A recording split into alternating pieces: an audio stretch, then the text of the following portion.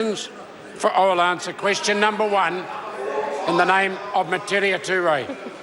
Tēnā koe, Mr Speaker. Tēnā koutou i te whare. My question is to the Prime Minister and asks, does he stand by all his statements? Mr Speaker. The Right Honourable Prime Minister. Mr Speaker, yes. Supplementary. Supplementary question, Metiria Turei.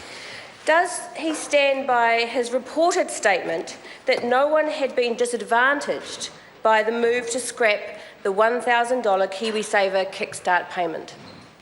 Right Honourable Prime Minister. Speaker, the member might want to table the source for that because I can't recall it.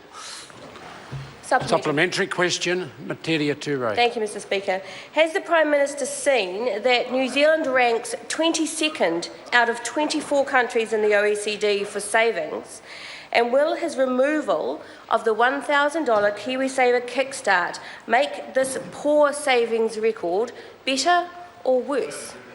Right Honourable Prime Speaker, Minister. well, firstly, savings records improved under this government. Secondly, there are multiple ways of measuring those things. And thirdly, Mr Speaker, it won't make a blind bit of difference to the number of people who join KiwiSaver because of the removal of the $1,000 kickstart. Supplementary. Order. Supplementary question, Metiria Turei. Thank you, Mr Speaker. What evidence does the Prime Minister have that the sign-up rates for KiwiSaver will not be affected? Right Honourable Prime Minister. Mr Speaker, that's the formal advice from IRD, and it's supported by the view that the people who are joining KiwiSaver are essentially doing so because it's well organised within the workplace now. Some of the big scheme providers are extremely well organised, and Mr Speaker, you've got about 15 to 20,000 people joining a month. I'd be very, very surprised if it changes at all as a result of this. Supplementary. Supplementary question, Metiria Turei. Thank you, Mr Speaker. Does the Prime Minister agree with the Service and Food Workers Union, who said that low-paid workers said that they would be the hardest hit by his decision to axe the kickstart?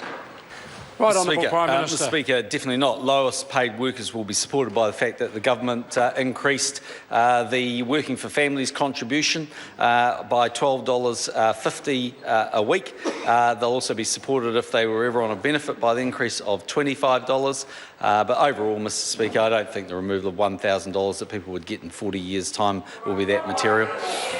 Supplementary.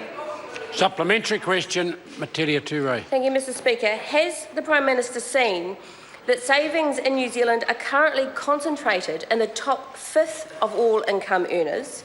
And will his removal of the $1,000 KiwiSaver kickstart make saving for those in the bottom 4/5 of income earners easier or harder? Mr Speaker. Right Honourable Prime Minister. Well, it's logical actually that, and I suspect consistent around pretty much every OECD country, that those that earn the most technically save the most, because savings, of course, is foregone consumption. It's one of the very reasons why this political party will never be means testing New Zealand super, as Labor are now promoting. Order. Supplementary. Supplementary question, Metiria Turei. Thank you, Mr Speaker. Does the Prime Minister understand that wealth inequality in New Zealand is twice as large as income inequality? And will his removal of the $1,000 KiwiSaver kickstart strengthen or weaken the incentives for all New Zealanders to build wealth through savings?